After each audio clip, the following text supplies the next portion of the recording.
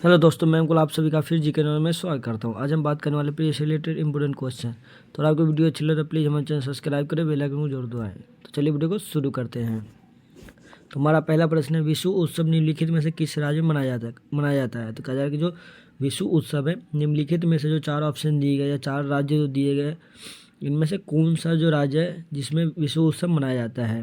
तो इसका जो राइट आंसर होगा ऑप्शन नंबर सी, केरल और तमिलनाडु। तो विश्व उत्सव जो है यह केरल और तमिलनाडु राज्य में मनाया जाता है। तो चलिए नेक्स्ट प्रश्न की ओर चलते हैं। दूसरा प्रश्न, स्वतंत्रता के समय भारत में किस प्रकार का सुप्रबंधित उद्योग स्थापित किया गया था। कहा जा रहा है कि जो स्वतंत्रता के समय भारत में किस प्रकार का सुप्रबंधित उद्योग स्थापित किया गया था। तो इसका जो राइट आंसर होगा ऑप्शन नंबर सी, इस्पात और सूती वस्त्र उद्योग। तो स्वतंत्रता के समय जो है भारत में इस्पात और सूती वस्त्र उद्योग जो है स्थापित किया गया था। तो चलिए नेक्स्ट प्रश्न की ओर चलते हैं। तीसरा प्रश्न, विशिष्ट प्रतिरोध का मात्रक क्या होता है। कहा जा रहा है कि जो विशिष्ट प्रतिरोध होता है उसका मात्रक क्या होता है। तो इसका जो राइट आंसर होगा ऑप्शन नंबर डी, ओम मीटर। तो विशिष्ट प्रतिरोध का जो मात्रक होता है उसे ओम मीटर कहेंगे। तो चलिए नेक्स्ट प्रश्न की ओर चलते हैं।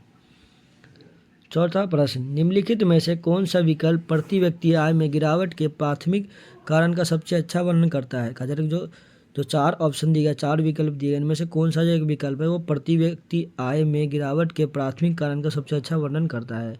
तो इसका जो राइट आंसर होगा ऑप्शन नंबर ए, जनसंख्या वृद्धि में बढ़ोतरी। तो जनसंख्या वृद्धि में बढ़ोतरी जो विकल्प है यह प्रति व्यक्ति आय में गिरावट के प्राथमिक कारण का सबसे अच्छा वर्णन करता है। तो चलिए नेक्स्ट प्रश्न की ओर चलते हैं। पांचवा प्रश्न, भारतीय संविधान के किस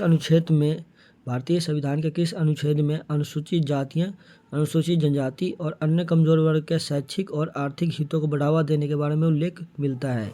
तो इसका जो राइट आंसर होगा ऑप्शन नंबर बी, अनुच्छेद 46। तो भारतीय संविधान के अनुच्छेद 46 में जो है अनुसूचित जातियां, अनुसूचित जनजाति और अन्य कमजोर वर्ग के शैक्षिक और आर्थिक हितों को बढ़ावा देने का उल्लेख हमें मिलता है। तो चलिए नेक्स्ट प्रश्न की ओर चलते हैं। छठा प्रश्न, भारत में पश्चिमी शिक्षा एवं अंग्रेजी भाषा शुरू करने की वकालत किसने की थी। कहा जा रहा है कि जो भारत में जो है पश्चिमी शिक्षा और अंग्रेजी भाषा शुरू करने की जो वकालत किसने की थी। तो इसका जो राइट आंसर होगा ऑप्शन नंबर बी, राजा राम मोहन राय। तो भारत में जो है पश्चिमी शिक्षा और अंग्रेजी भाषा शुरू करने की जो वकालत है वो राजा राम मोहन राय के द्वारा की गई थी। तो चलिए नेक्स्ट प्रश्न की ओर चलते हैं।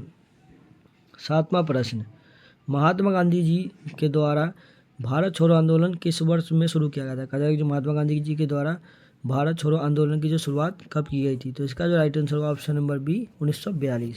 तो महात्मा गांधी जी के द्वारा जो है भारत छोड़ो आंदोलन की शुरुआत 1942 में की गई थी। तो चलिए नेक्स्ट प्रश्न की ओर चलते हैं। आठवां प्रश्न, रुपये के लिए चिन्ह रुपया को डिजाइन करने के लिए आयोजित प्रतिस्पर्धी के विजेता कौन थे। कहा जा रहा है कि जो रुपये के लिए जो चिन्ह रुपया है इसको डिजाइन किसके द्वारा किया गया था। ये सीधा सीधा पूछा जा रहा है इसको इसमें क्वेश्चन में। तो इसका जो राइट आंसर का ऑप्शन नंबर है उदय कुमार। तो रुपये का जो चिन्ह आपने रुपया देखा होगा इसका डिजाइन जो है उदय कुमार के द्वारा किया गया था। तो चलिए नेक्स्ट प्रश्न की ओर चलते हैं। नौवां प्रश्न, प्रथम भारतीय संचार उपग्रह था। कहा जाए कि जो 4 ऑप्शन दिए गए इनमें से कौन सा जो एक उपग्रह है वो भारत का प्रथम संचार उपग्रह था। तो इसका जो राइट आंसर होगा option number C, apple. Apple जो है यह भारत का प्रथम भारतीय संचार उपग्रह था। तो चलिए नेक्स्ट प्रश्न की ओर चलते हैं। 10वां प्रश्न, माचिस की तिल्ली में होती है। कहा जाए कि जो माचिस की तिल्ली में क्या होता है। तो इसका जो राइट आंसर होगा ऑप्शन नंबर बी, फास्फोरस। तो माचिस की जो तिल्ली होगी उसमें देखा होगा आपने, जो माचिस की तिल्ली होती है उसमें फास्फोरस होता है। तो चलिए नेक्स्ट प्रश्न की ओर चलते हैं। 11वां प्रश्न, डैश में विटामिन डी सबसे ज़्यादा होती है। कहा जाए कि जो 4 ऑप्शन दिए गए इसमें से किस चीज़ में विटामिन डी जो होती है सबसे ज़्यादा मात्रा में होती है। तो इसका जो राइट आंसर होगा ऑप्शन नंबर सी जो होगा इसका राइट आंसर होगा कॉड लीवर तेल। मतलब मछली का जो तेल होता है उसमें विटामिन डी की जो मात्रा सबसे अधिक होती है। तो चलिए नेक्स्ट प्रश्न की ओर चलते हैं। 12वां प्रश्न, राज्यसभा के सदस्यों का चुनाव किन के द्वारा किया जाता है। कहा जाए कि जो राज्यसभा के जो सदस्य होते हैं उनका चुनाव किन के द्वारा किया जाता है। तो इसका जो राइट आंसर होगा ऑप्शन नंबर ए, राज्यों की विधानसभाओं के सदस्यों के द्वारा। तो राज्यसभा के जो सदस्य होते हैं उनका चुनाव जो है राज्यों के विधानसभा के सदस्यों के द्वारा किया जाता है। तो चलिए नेक्स्ट प्रश्न की ओर चलते हैं। 13वां प्रश्न, तांत्रिक योगिनी पथ का मूल स्थान क्या है? कहा जो तांत्रिक योगिनी पथ है इसका मूल स्थान या मूल राज्य कौन सा है? तो इसका जो राइट आंसर होगा option number third Orissa. Option number C Orissa. तो तांत्रिक योगिनी पथ का जो मूल स्थान है वो उड़ीसा है। तो चलिए नेक्स्ट प्रश्न की ओर चलते हैं।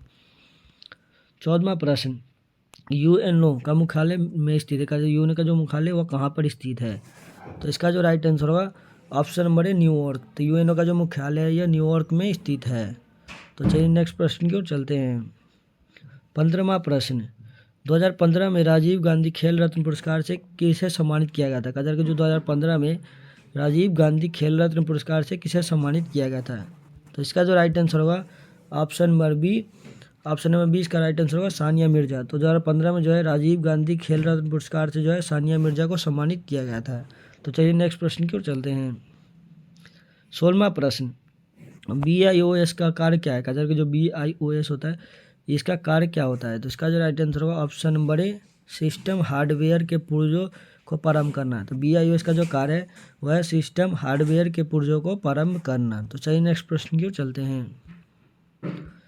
17वां प्रश्न, 30 अप्रैल 2022 को निम्नलिखित में से कौन सा दिवस मनाया गया? कहा जा रहा है जो 30 अप्रैल 2022 को जो है निम्नलिखित में से कौन सा दिवस मनाया गया है? तो इसका जो राइट आंसर होगा ऑप्शन नंबर सी, विश्व पशु चिकित्सा दिवस। तो 30 अप्रैल 2022 को जो है विश्व पशु चिकित्सा दिवस मनाया गया था। तो चलिए नेक्स्ट प्रश्न की ओर चलते हैं। 18वां प्रश्न, 1 मई 2022 को थल सेना अध्यक्ष के रूप में निम्न में से किस ने पदभार ग्रहण किया? जो 1 अप्रैल 2022 को थल सेना अध्यक्ष के रूप में जो है 4 ऑप्शन इनमें से कौन से ऐसे व्यक्ति जिन्होंने 1 अप्रैल 2022 को थल सेना अध्यक्ष के रूप में पदभार ग्रहण किया था? तो इसका जो राइट आंसर होगा option number A, Baggavalli. Option number A, Baggavalli Somashekhar Raju. तो 1 अप्रैल 2022 को जो है थल सेना अध्यक्ष के रूप में बग्गावली सोमशेखर राजू के द्वारा जो है पदभार ग्रहण किया गया था। तो चलिए नेक्स्ट प्रश्न की ओर चलते हैं। 19वां प्रश्न, हाल ही में किस राज्य सरकार ने कैदियों के लिए व्यक्तिगत ऋण देने की योजना शुरू की है? तो इसका जो राइट आंसर होगा ऑप्शन नंबर है महाराष्ट्र। तो हाल ही में जो है महाराष्ट्र सरकार के द्वारा जो है कैदियों के लिए व्यक्तिगत ऋण देने की योजना शुरू की गई है। तो चलिए नेक्स्ट प्रश्न की ओर चलते हैं। 20वां प्रश्न और आखिरी प्रश्न, भारत में राज्यपाल की नियुक्ति कौन करता है? कहा जो भारत में जो राज्यपाल की नियुक्ति कौन करता है? तो इसका जो राइट आंसर होगा ऑप्शन नंबर है राष्ट्रपति। तो भारत में जो है राज्यपाल की नियुक्ति जो है वो राष्ट्रपति के द्वारा की जाती है। तो अगर आपको वीडियो अच्छा लगे तो प्लीज़ हमारे चैनल सब्सक्राइब करें, बेल आइकन जरूर दबाएं।